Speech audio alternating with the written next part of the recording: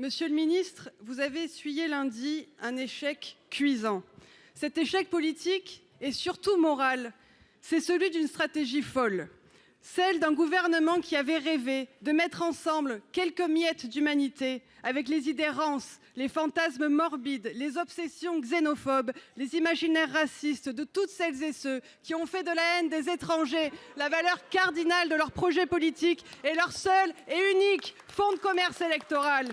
Alors depuis lundi, vous pleurnichez et vous accusez la terre entière. Une alliance contre nature se serait formée contre vous, vous nous l'avez déjà dit 3 fois, on a compris. Mais c'est exactement le contraire qui s'est passé. C'est vous qui avez un jour imaginé, dans le confusionnisme total qui vous caractérise, qu'il était possible de trouver un équilibre entre la haine et les valeurs de la République, entre l'égalité et les discriminations, entre l'indignité et l'état de droit, entre la raison et le mensonge. Eh bien cet équilibre n'existe pas.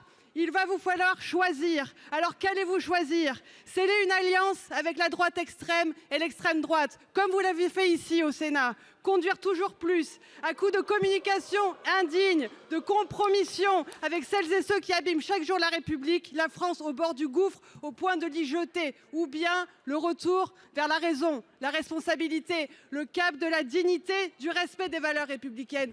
Retirez ce texte, il n'a aucun avenir digne.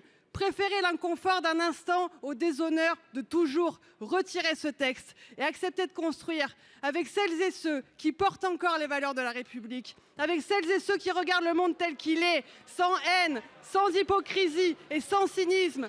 Un texte digne, rationnel, humaniste, à la hauteur de la promesse républicaine. Un texte qui traite l'immigration pour ce qu'elle est, ni une menace, ni un problème, mais un phénomène humain.